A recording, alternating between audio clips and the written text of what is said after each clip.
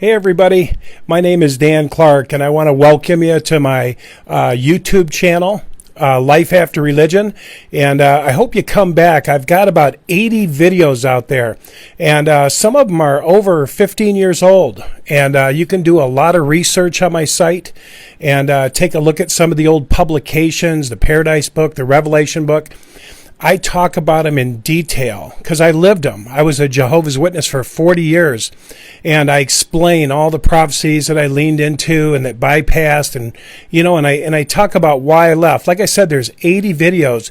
So please go to my page, my YouTube page. You might be on it right now, and hit the subscribe button. And you can also hit the little bell, and you'll get my notifications when I come on, because I'm going to be coming on doing a lot more live videos. And the one I want to talk about tonight is disfellowshipping. Why I absolutely 100% believe that when you do something wrong in the Jehovah's Witnesses, they never want you back. I'm going to say that again. When you do something wrong in the Jehovah's Witnesses and they have to disfellowship you, they never want you back. I don't believe they want you back. I saw my wife go through disfellowshipping. Not actually disfellowshipping. They were going to disfellowship her, but she decided, no, you're not going to disfellowship me. I'm going to leave. But the same treatment was done to her that is done to people who are disfellowshipped. Now, one thing I want to say about disfellowshipping is I believe there's a time for it, for disfellowshipping. I believe if you have an organization, and it doesn't matter the organization, if there's a workplace, if you're a guy in a work and you're starting fights with everybody, they give you 3 days off, or they give you some kind of detention. And that needs to be, because you have to keep order within an organization. And so the part about, removing somebody, not even eating with such a man, if somebody's become baptized and all that stuff, I understand that stuff. I understand. Some guy's trying to pick up all the girls in the Kingdom Hall, something like that, and he won't stop, and you say, hey, you got to stop. I understand that. The part I don't understand is when the person tries to come back, when a person's heart is broken and he says, wow, I was really a jerk. I think I'm going to talk to the elders. My God, what happens at that point? Well, here's what needs to happen. Picture your kid climbing up on the couch, okay? And he falls off. You say, get down from there, get down from there, get down from there. And he doesn't get down from there. So he falls off. Well, he scares you, right? And you maybe get mad. But when he's over there bawling and crying, what does he need? He needs some comfort. He needs you to go over and pick him up, hold him in your arms, and say, I told you that was going to hurt. And I'm so sorry that you had to do that. But you would comfort him. That does not happen in the Kingdom Hall. This is a man-made discipline, this idea when you come back that you have to sit in the back of the hall for a year to 5 years. This is man-made. This is not. I'm going to reason with you from the scriptures. I'm not going to take a lot of time. But the part of it where you come back, have you ever seen somebody get disfellowshipped and they're out in the parking lot and they're so lonesome and they're so empty and they're so broken and they're walking out to their car real slow, and you go over and say, hey brother, I love you, man, looking forward to you coming back. And the elders come in and knock heck out of you. Don't you talk to that brother. He's disfellowshipped. He's not ready to be, well, he looks pretty broken to me. And so I've been disciplined before for talking to disfellowship people outside in the parking lot, sitting in their car crying. I went out there and put my arm around them. Well, what I realized now that I've been away, I've been away a long time. I've been away over 20 years. And, I look back and I think think about this. A person's most vulnerable when he's wanting to say, I'm sorry. Picture a guy that is wanting to make up with his girlfriend. So he sits there to himself, God, she's never going to take me back. God, I made such a big mistake. Oh my God. And he finally gets up the courage. He finally says, I'm going back. I'm going back to see my girlfriend, and I'm going to give it a shot. I'm going to throw my hat in there, and I'm going to tell her I'm sorry, and I'm going to cry. I'm going to put my hands on her. And the girl says, get out of here. Get out of here, you no good. Well, what that does is that crushes you. It crushes you. You say, I'm done with you. I came in with an open heart, and you ripped it out of me. You shredded it. Well, that's what happens to people that come back to Jehovah's Witnesses.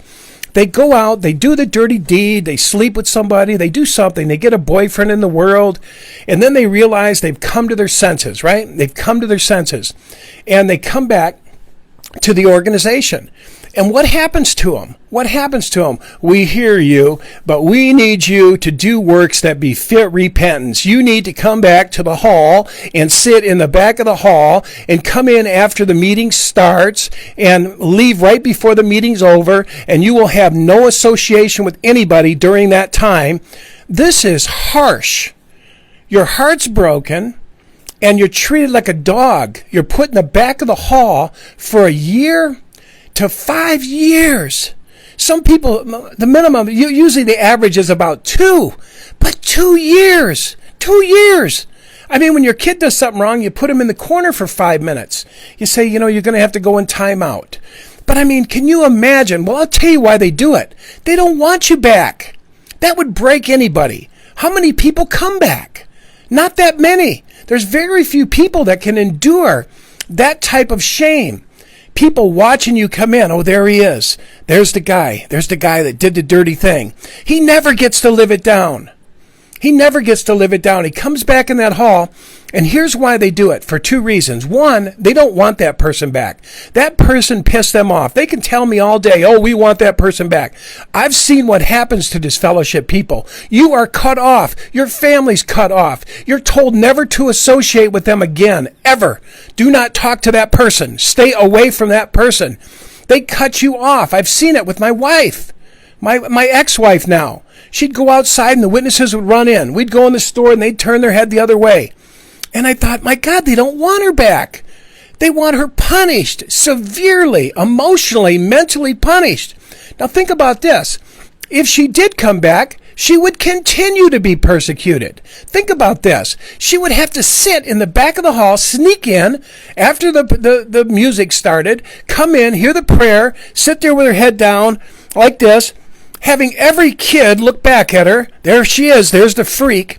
Sitting in quarantine. Think about this, guys. Sitting in quarantine in the back of the hall for a year, 2 years, 3, 4, 5, till they decide, till they're satisfied, till men is satisfied.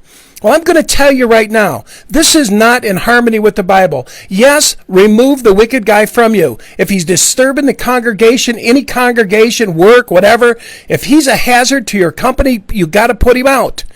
But if he says, I'm sorry, and he's broken, you need to receive him back. And I'm going to give you one example. You've all heard of the prodigal son. The prodigal son, one of the sons said, I'm going to go do my own darn thing.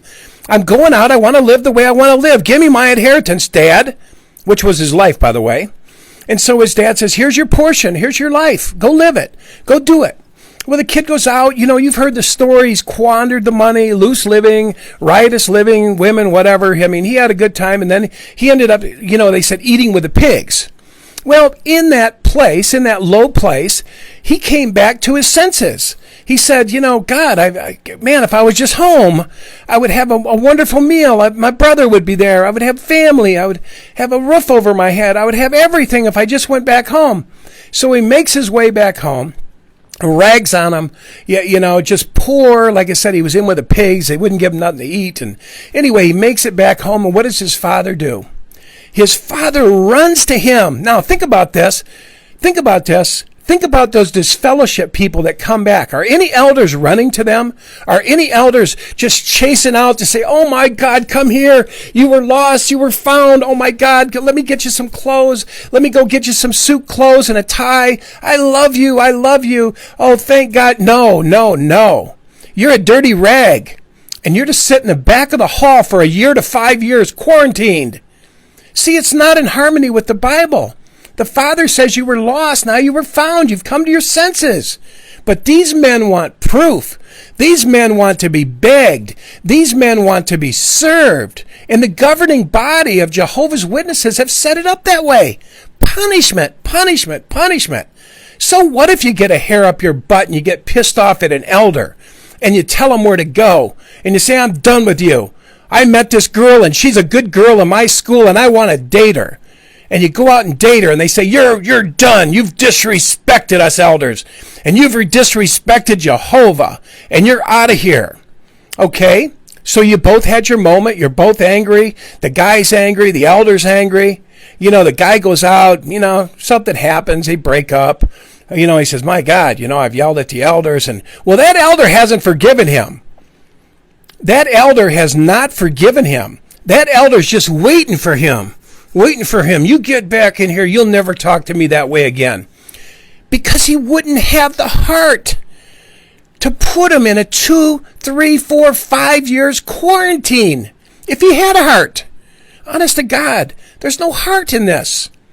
You got to have a heart. When somebody's crying, you put your arms around and embrace them. You hold them. You tell them everything's going to be okay. Look at these crazy videos the witnesses are putting out about a boy that gets in trouble or a girl that gets in trouble. And she calls home. She's like, I just want to hear my mom tell me I love me. She calls home.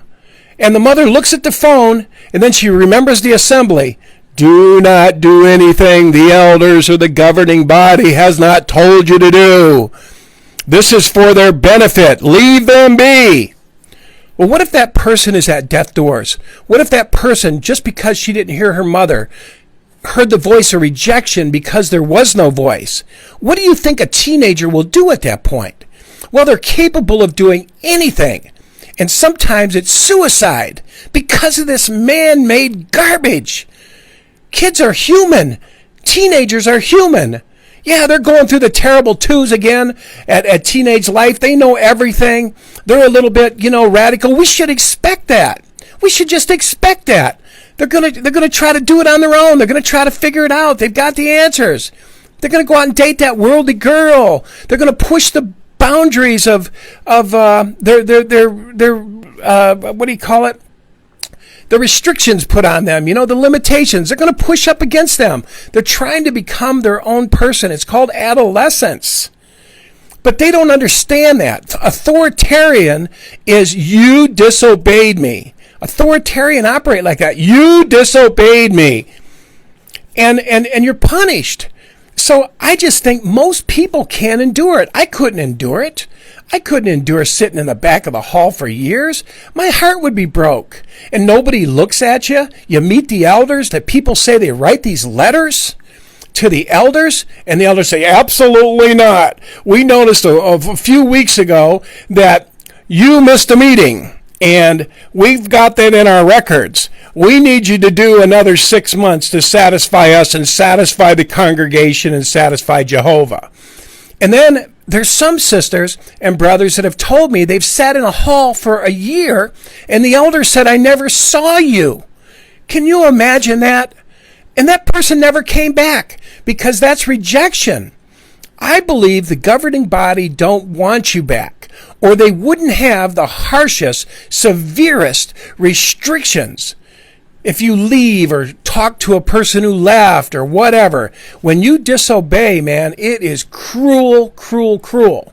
So anyway, I just want to tell you guys, if you know anybody disfellowship, put your arm around them, tell them you love them. They've probably never heard that. There's not a lot of love in the organization. There really isn't. There's not any natural love. There's not any real love, because love reaches across the boundaries of man-made boundaries. Love reaches across there.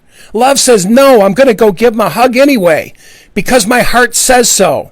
My heart is going to go pie this man-made head knowledge doctrine that says stay away. My heart says no, he needs a hug. I'm going to follow my heart and I'm going to go give him a hug before he does something, before he feels abandoned. So many witnesses feel abandoned. They don't want you back. You've proven unfaithful. I'm telling you, there's not a lot of people that can sit in the back of the hall for a year to 3 years, 5 years and beg and write letters. It just isn't so. So anyway, I just wanted to put this out there for you today, guys. I'm going to have more like it. I'm going to be talking about adolescence on my next video, masturbation, sex addiction, what they call sex addiction.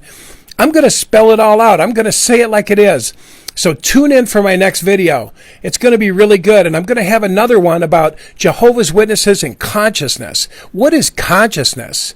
And that sort of thing, to help you broaden out a little bit from what is religion, what is mind, and what is heart and how to get to the heart.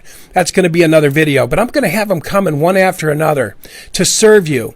But I just wanted to reason with you on that prodigal son. There was no wait. There was no quarantine. There was actually a party. And do you know, years ago, when a person returned to the hall, we used to clap. The whole congregation just says, "Oh my God, amen." And everybody would get in line to hug you. Do you know they canceled that out? They said no more, because where he was supposed to be was here, and he left. And so this is harsh, cruel, authoritarian dictatorship governing body.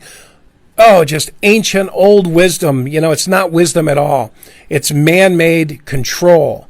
And so they want obedience. And when you break that, you know, that's what happens. So anyway, I hope you guys enjoy this video. And I'm going to have a bunch of them. So remember, like my page, like it, subscribe to my page, and hit the little bell, and you'll get my notifications when they'll come out. They're going to be videos just like this. And I'm going to reason with you on these things so you can reason and come out of some of this mind control that the witnesses have had you in, those people who have left and they still feel bad because they were disfellowshipped. Give them this video. Pass this video on so they can hear the truth. God is love. God is ready to forgive. God is ready to embrace you and put you in your arms. He's not ready to throw you away. He doesn't punish you for years. For years?